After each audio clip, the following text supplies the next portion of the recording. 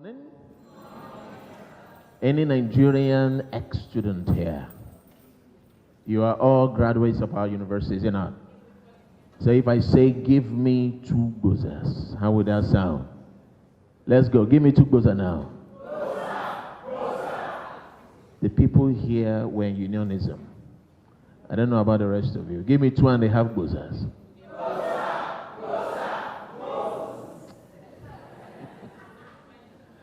Great over here with you guys. I am super excited about what we are going to accomplish today. And I think I feel honored that I have been asked to get this whole thing started. I sat at the back and I was listening very excitedly as you introduced yourselves. There was one gentleman from OOU who is an artist. Someone here? Okay, yeah, that was, okay, I picked that. And there was a pundit somewhere there, right? You're the guy that predict matches. Who is going to win the Champions League? Take a guess. What?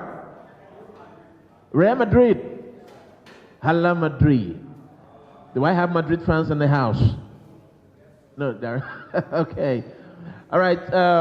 We're going to get this whole thing started quickly. I have only a few minutes, but I'm going to start like this because the business of today is going to be a serious one.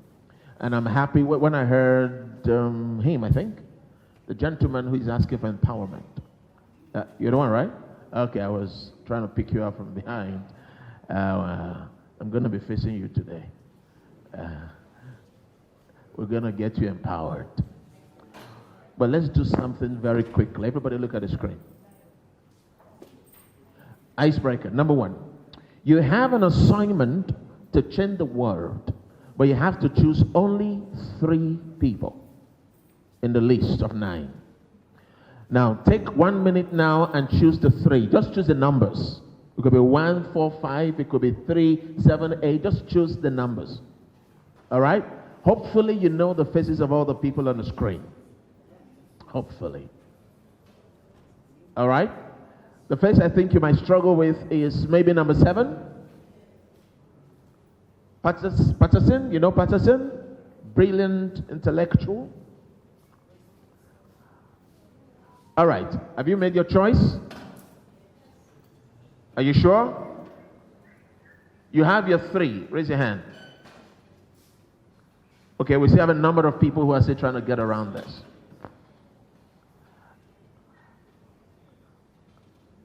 Okay. Do we all have it now? Okay, everybody stand up.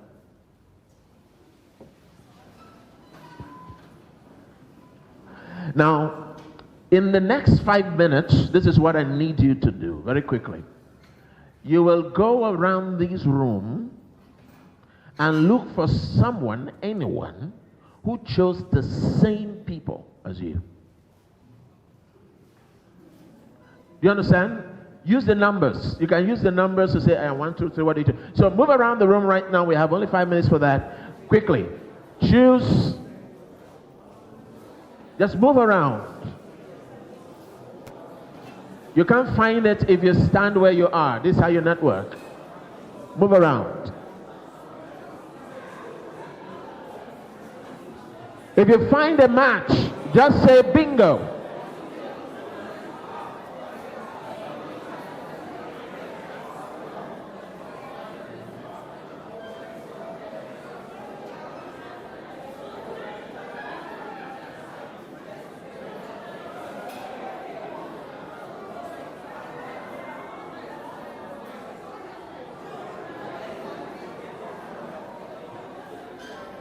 If you found a match, say bingo.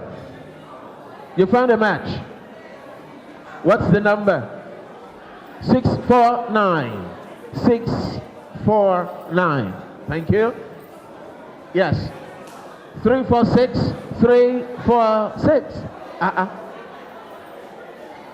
Yes, what do you find? 1, 2, 3. 2, 3, 4. I see. Yeah. 1, 3, 1, 3.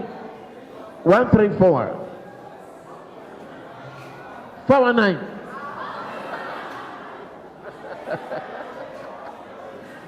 What did they find? 123. Where's 129? Yeah. 1292. Okay, thank you. Everybody go back to your seat. Thank you very much. Awesome. Thank you very much. Now, here's what I want to do.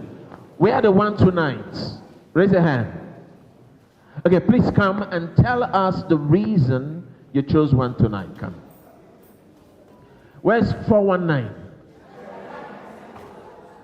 Two of you, right? I think you were three, I think. You were four. Please come. You will tell us why you chose 419. All right? I want another combination. Say it again. 2, 3, 4. You are 2, 3, 4, 2, right? 6, 4. Okay. You are the first guys that came forward. Yes, come. Yeah, we will come back to that if we have time. So let's hear from you. Tell us quickly. Why did you make the choice? Okay, one house now. Eyes on the speaker. Oof. Yes. To be candid, I actually don't have a reason. I followed my instinct. She followed her instinct. Write that down somewhere. Okay? Yes? Why did you choose 419? Yes, 419. What a unique number. Yes. The 4. Four? Obama. For is an agent of change in the aspect of race and color. The confidence he has built over time when he was an American president made us understand that you can be whoever you want to be, regardless your culture or your background. That's number one. And that's then number one, our own Ngozi Okojo-Iweala. She has built confidence on the female folks, generally, worldwide. In the aspect that as a female, as a woman, don't limit yourself by your capacity. You can be whoever you want to be. In fact, she's going to be a role model to my daughter. Because I love the woman so much that even when she was about to be chosen as the World Trade Organization, the Director General, there was this clash between her and one Asian folk like that was represented, but she's always winning, and she won. That's now to the owner of Tesla, Elon Musk. He's an entrepreneur. The man he has a lot of innovative ideas. There's one of his video I saw online recently. Now he has built a home. He can move a mobile home, a mobile house, so to say. Can move. It's on a truck. You can move it from one place to another. It has toilets, it has kitchen. The man is innovative. As an entrepreneur, that's who you are supposed to be looking onto, because the man is full of ideas. He thinks about the future. He's not in the present. That's why I chose. Thank you. Celebrate this man. So what he has done is to show that he combined World Trade Center with political dynamism and entrepreneurial wealth together. And he thinks he can change the world that way. Celebrate his choice. Yes, let's hear you. Going for my choice, the main thing is the three of them have. What's the number? 649. 649. Yes. Yes, go on. Cristiano Ronaldo, yeah, it might not be as talented as Messi is, but he's the epitome of dedication, hard work, gets you to where you want to go to. Elon Musk is also has that same, almost similar qualities with Ronaldo, dedication and entrepreneur and being bullish to get you what you want to get to. So he was so bullish about going to Mars. He actually sent his plane to go to Mars. Every week he sent more than 5 rockets to space. So, and Obama is just who everybody looks up to him. Every black man on earth looks up to Obama. No, yes, even the white, but every black man looks up to Obama because of his initiative and what he stood for when he was the president of America. Thank you very much. Come on now. Thank you. Let's put our hands together one more time for him. I like the fact that he put Ronaldo in his picture. You know, there's this debate about Ronaldo and Messi that will go on forever, even when those two no longer play football. You agree, right? You know, somebody gave a joke one time and they said, Ronaldo came out and told them that the God of football have sent him to teach the world how to play football. And then they asked Mercy, and Mercy said, I don't remember sending anyone.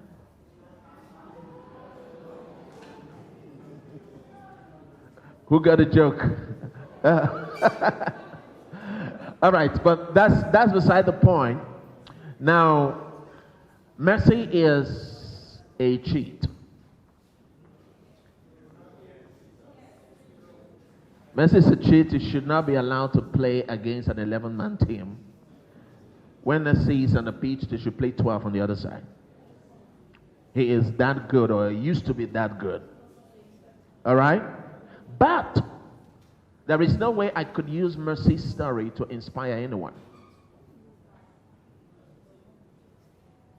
Because that's natural talent.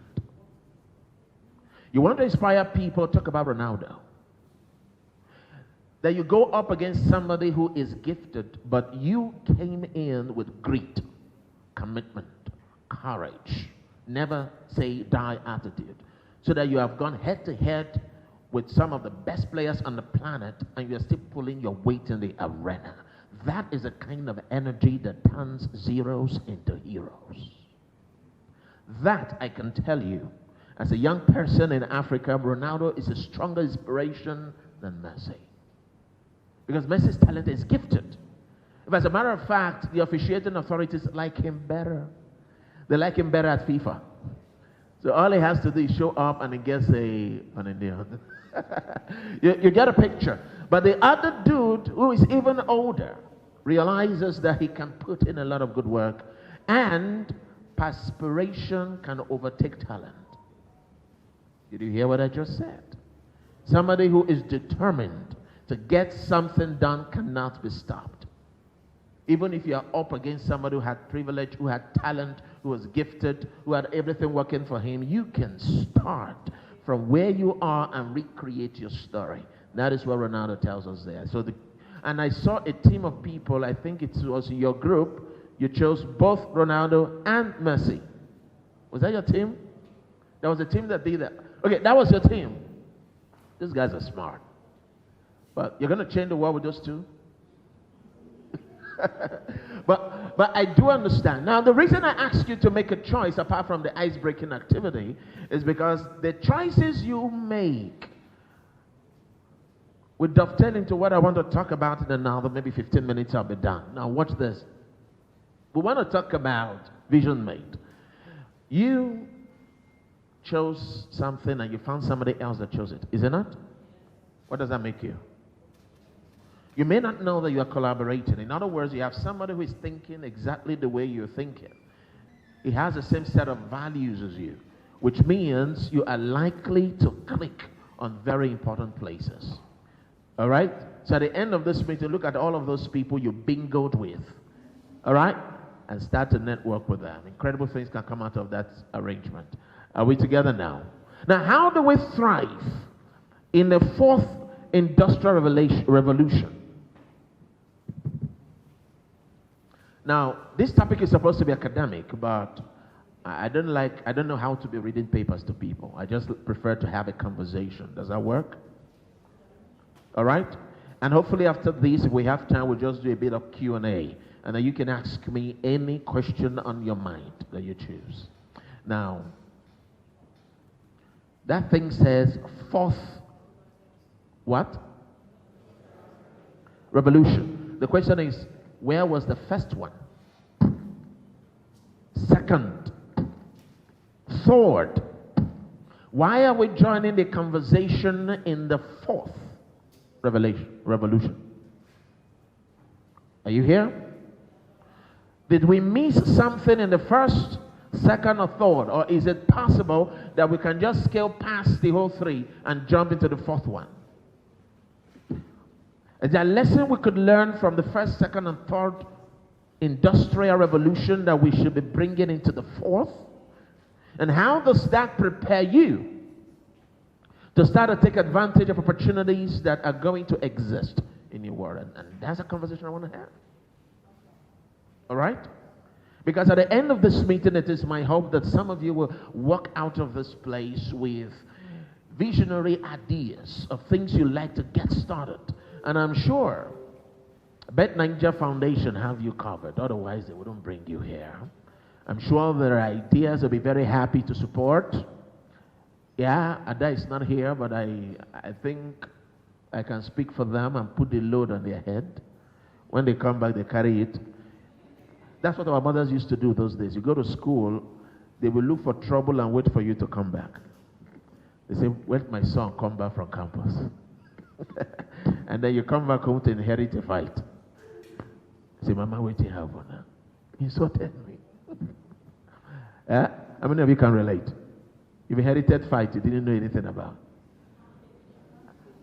Oh, yeah, I see. Thank you for the truth tellers at the back. Okay, guys, how did this whole thing start? I will not tell you about the technology that drove the different industrial revolutions. I'm going to tell you about the thinking that drove them. All right? The global thinking. And hopefully I can inspire young Nigerians here to start to think globally. Because that is where the true empowerment is. Now watch this. In the 1500s, all right, the whole world was essentially on the same level. The whole planet. So you didn't have anything like a developed, developing, underdeveloped. Those characterization and categories are all political economics that did not exist at the time. Are you here? So the irony was continents like Africa were one of the wealthiest places in the 1500s, in the medieval. Because there was no technology anywhere in the world. There was no massive industrial activity anywhere. The world was agrarian. We were all farmers. And Africa was probably the only place in this whole planet where it looks as though the gods had lived here. Because when you come to Africa, you find pristine forest, natural forest. You find the safari. You find that we have natural water bodies here. They find that we are in the tropic regions of the world. In other words, if the sun is shining through, you will sweat. In the temperate regions, they don't have that luxury. Do you know that? The atmosphere is essentially dehumidified, which means that when the sun is up there, their skin dries up. But not you here. When the sun is up, you start to sweat. Is it not? That's the beauty. In other places, they have strange weather conditions and different extremes. All right? When it wants to rain, it's a flood. When it is cold, sometimes it is sub-0 degrees. All right? Sometimes minus 10 degrees. You know, freezing point of water to ice block is what? Imagine people living in sub-0, minus 10 degrees. Which means if you are wee-weeing outside, it will build you a house. The thing will solidify before it hits ground. You get a picture? That is why the houses are built the way they are built, with a hearth in the middle and a chimney facing up to glory. Are you getting what I'm saying? But our architecture just go and reproduce their buildings and come here. We don't have those kinds of sub-zero conditions. Why are we locking ourselves in rooms like this, sealing out all the coolness that should come in? Because we're trying to build our houses like Americans and people in England, but we don't have their conditions. So our architectural design should actually match our local experience. Don't you think so? So the next time you're going to build your house, just make room for some fresh air to come in, right? Don't seal up every place and put on some artificial, temperature like we have here. You guys get it? So that was how the world was at the time. So everybody wanted to come to what they call the Cape of Good Hope. That was the nickname for Africa. All right? All the biggest learners came to Africa. Your Aristotle, your Plato, your Socrates, all of them schooled here in Africa. All right? The oldest religion in Africa was right here. Natural humanistic religions raised from ancestral lineages. Even religions like Christianity got into Africa before it got into Europe. All right? In Ethiopia, thousands of years ago. Are you following what I'm trying to say? And so on and so forth. Africa was a bastion of natural beauty and hope. And there are some people who even thought that maybe Africa was even the location of the Garden of Eden. Because there are archaeologists who have found the earliest fossils of humans to ever be found were found where? In Africa. What a blessed place. That was before any revolution began. Then the first revolution started. The first revolution was essentially something we called geographical wealth. What did I call it? And as far as geographical wealth was concerned, Africa was leader. Pressure is high, volume is low, but temperature remains what? Constant. Do you know there are other places that will pick a principle from it and apply it to their lives? And apply it to their policy making. Did you see that? It means when pressure is high, it's because volume is low. Temperature is what? Constant. Which means temperature does not change for anyone. If it is hot, it's hot for all of us, correct? If it's cold for all of us. But guess what? We will not experience the same level of pressure. Why? Because your pressure is inversely proportional to your volume, which means if your volume is high, your pressure is low. If your pressure is high, it means your volume is low. That's a principle in life from chemistry, which tells you this. It's a law. It's not a suggestion or idea. It's a law. And the biggest countries in the world understand this and apply it. And so what they tell you is this, that when pressure goes up, volume is low. So guess what? All the kids who went to school were playing with the volume. We're cheating in exam. We are joking around. They were not interested in a math skill. They wanted just a math grade. Do you get what I'm trying to say? So the volume they were supposed to build, they couldn't. And now they have entered into life. Guess what? Temperature was hot. Pressure went up. Pressure tiwa.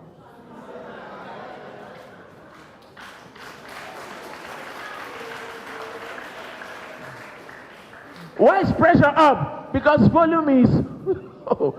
Meanwhile, in the middle of that pressure, there is somebody else who invested time in building capacity when it mattered. Are you following what I'm saying? Now, his volume is what? High. His pressure is what? Low. So while you are walking on your Mercedes Benz, he is driving in his Mercedes Benz.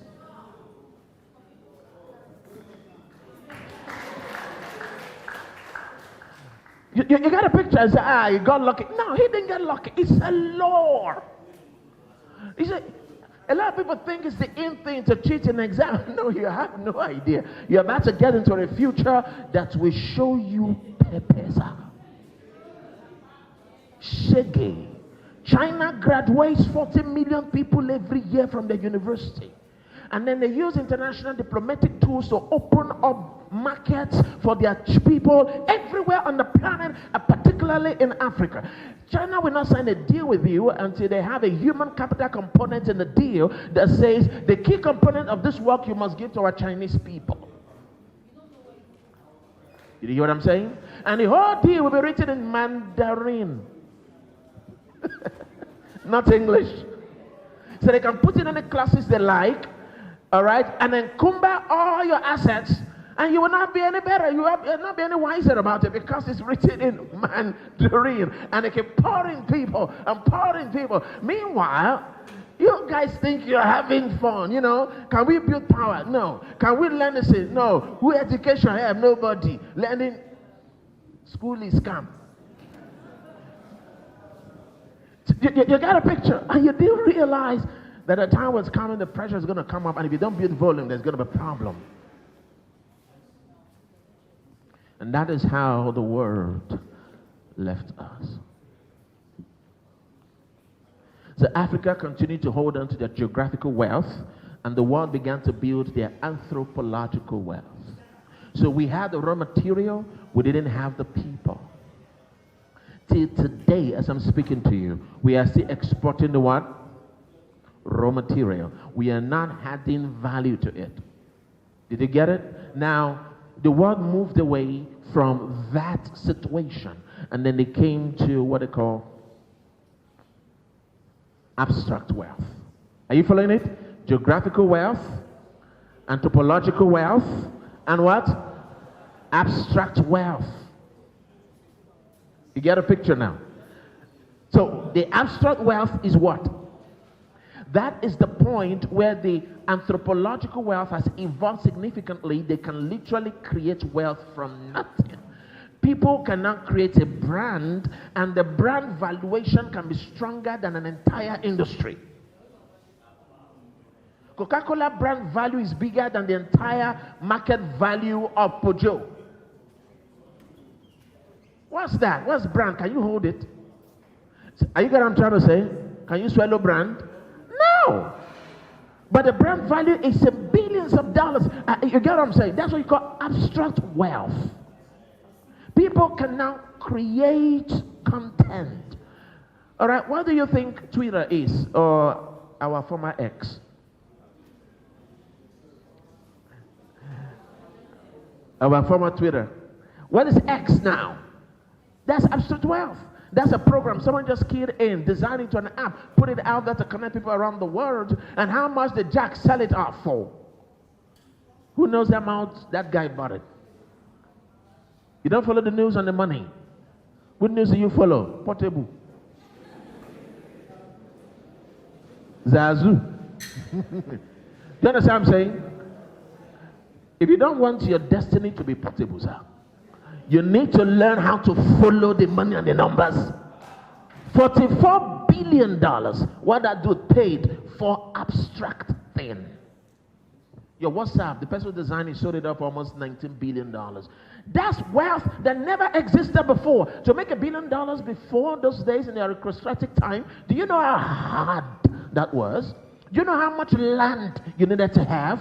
Do you know how much human resource you needed to command? But today we have evolved. But that is what was the hamburger of the third industrial revolution. The revolution of information, of abstract wealth. Did we key into it?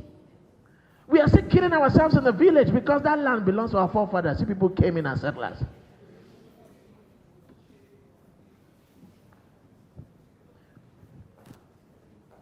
As I'm driving closer to where I'm going to wrap this up, let me tell you this.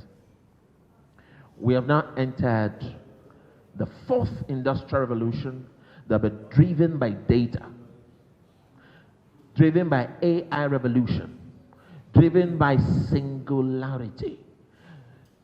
What that tells you, sir and ma'am, is that if you want to become a top earner in the 21st century, you will need to alter your mental frame.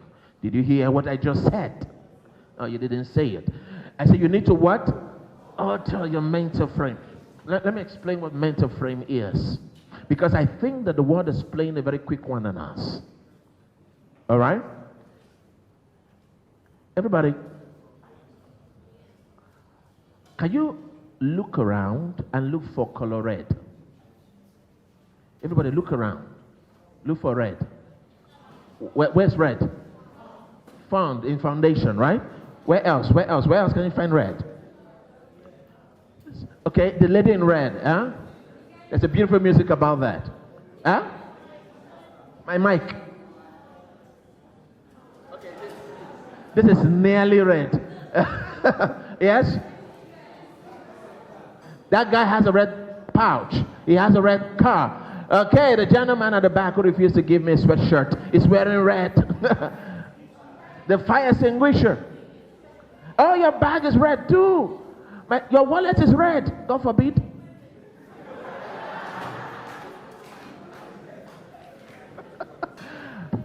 Okay, what I just did now is what we call psychological framing. I got you to to focus only on red. What did you find? While you seeing red, did you also notice there was green somewhere? Did your eye pick the green? No. It means that when you focused on red, it blurred out everything. I mean, when you looked here, there was green here, but you didn't care. You were looking at this found, right? While you were looking at this one was what? Blue. The same eyes. But what I did is that I have used language, are you following, to create a frame for your mind, to decide what your mind should focus on and see. And because you cannot achieve anything beyond what you can see, whoever controls your perception controls your life. And so here's what happens.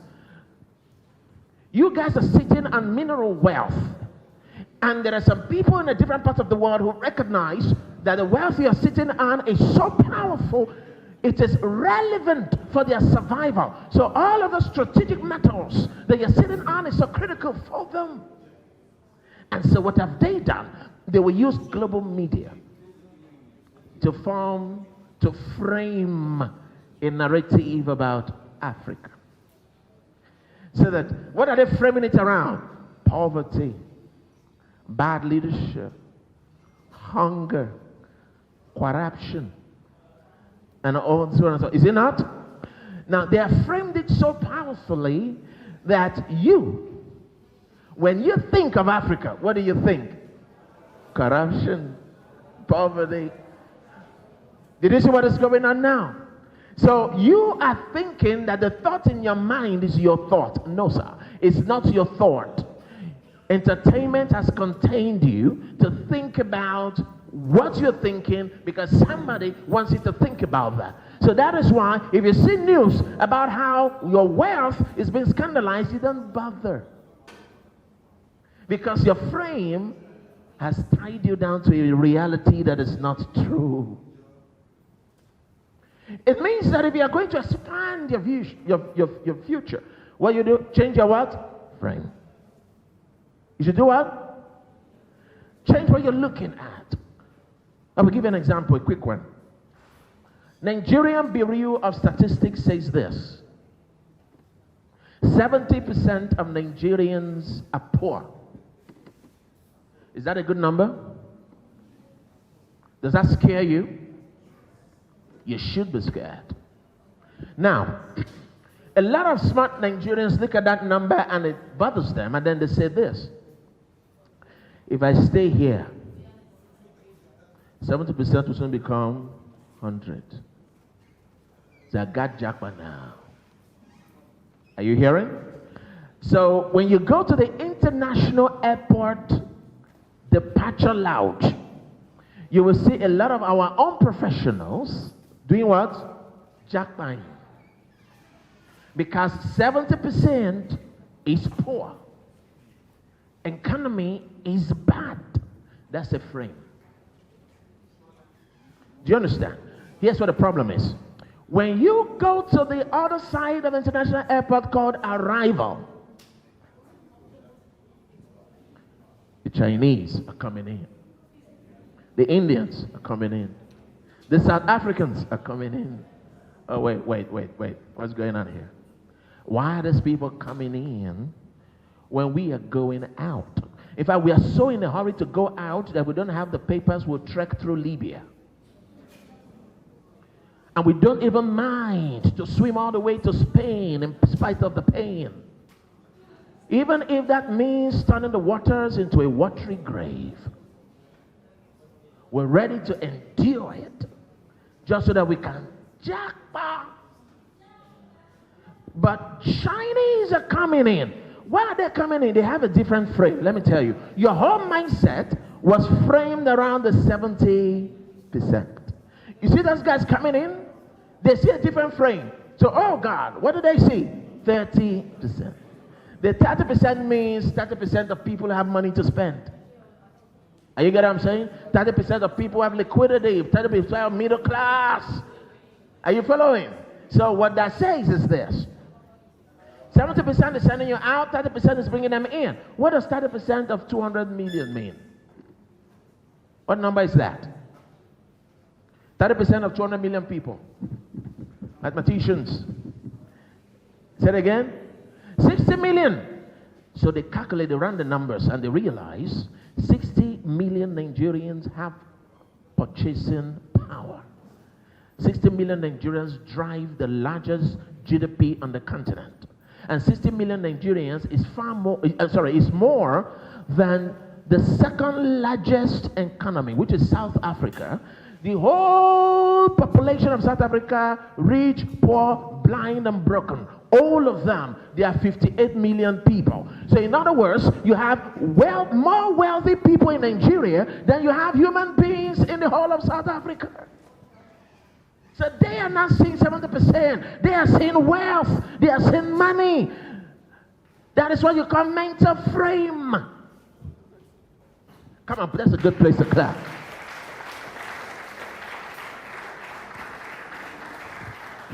So the place that empowerment begins is here. Stop waiting for somebody to come and hand something over to you. It's not coming. Start by changing how you see the territory. Are you following what I'm saying? If I ask you, come, let's go to Ikorodu, would you come? Huh? You will think about it. I visited Ikorodu and I decided to move into the place. Because while other people are seeing Oro, kidnapping, what else do you hear about the place? You know what I saw? I went to Ibeshe. I saw 1,000 acres of land federal government have just put there for some time. They call that place Industrial Development Park, overseeing the lagoon. There is hope that that park will soon come upstream. And when it does, all the people settled around that park will have first right of refusal. They'll be able to go there and produce anything they want. Plus, you don't even have to come to land to move your goods. You can use the waterways and navigate across the whole of Lagos. Lagos is an island. Everywhere we are surrounded by water. Are you following what I'm trying to say? That's what I see in the Ibeshe. If I go to Odogunyan, I see another 1,000 acres of land, fish farming only. That place can do hundreds of thousands of tons of fish that can serve the whole of the country every year. But it is poorly touched. I see another 500 acres of land hired by China. They want to put a shoe factory in the place. That's incredible. I go to Agric. What do I see? I see vast expanse of land. Imagine if we start to produce cassava in the place. We can produce enough gari that can serve the whole of the country in Agric in Ikorodu. And if you go to Imota, we have one of the largest rice mill on this continent, but nobody's going there to do anything. Do you understand? The place, if properly harnessed, can become a sub-state economy serving the entire southwestern corridor. But you can't see that. It's why some foreigner will come in and they will see potential and opportunity in the place you saw a problem. Do you understand what I'm saying? And that's the truth. So why are you abandoning your good jobs to go and become a cleaner in Canada? Somebody else is coming, bringing prisoners in their Chinese facility and bringing them here to run the show and become your foreman. And graduates are working under them. Why? Because of the color of their skin? Do you have to be white to be right? Do you think you lack because you're black?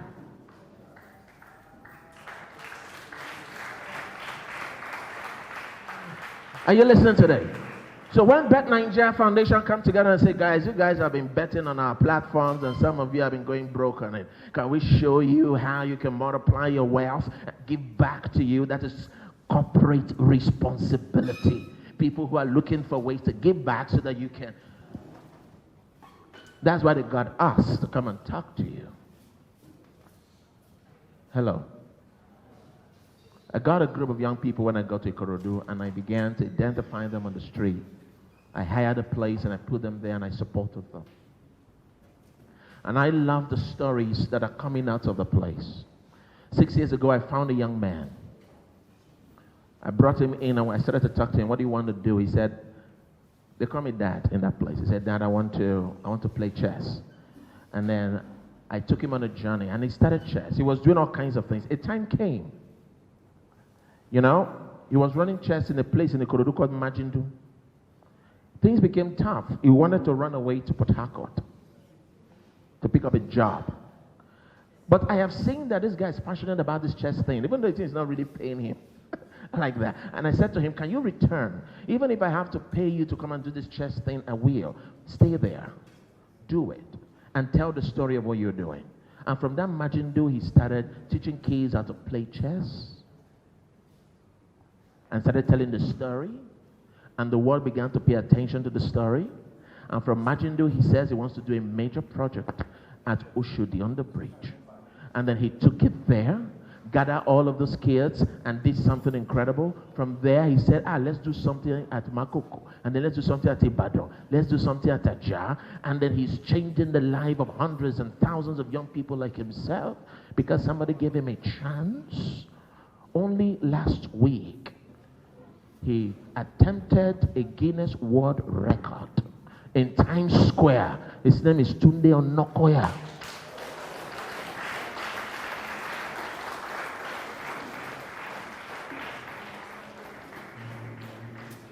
When he came home 3 days ago on Monday, I told him, I'm going to tell these young people I'm speaking to today about your story. Right now he's in Morocco. When he comes back from Morocco, he's taking some of my boys to Senegal for another activity. But you know, he's still in Semikorodu. They say the thing you're looking for in Sokoto, you just need to open your eyes and see it differently and realize this room doesn't only have red. It has green.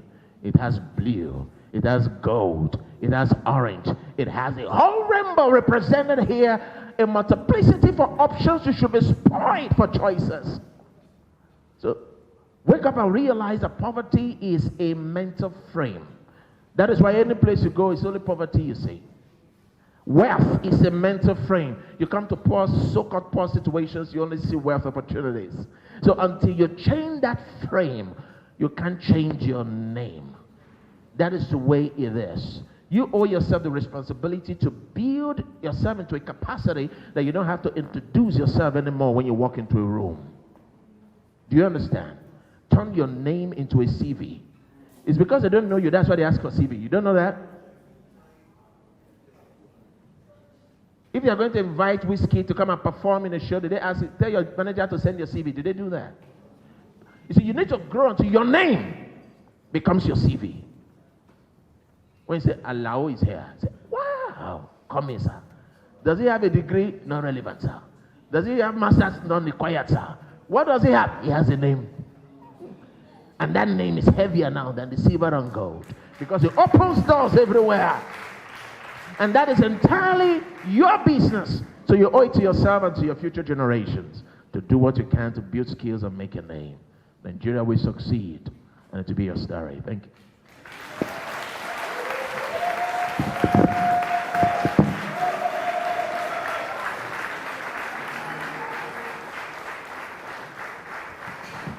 Thank you very much. Oh, you people should smile. It's not international passports.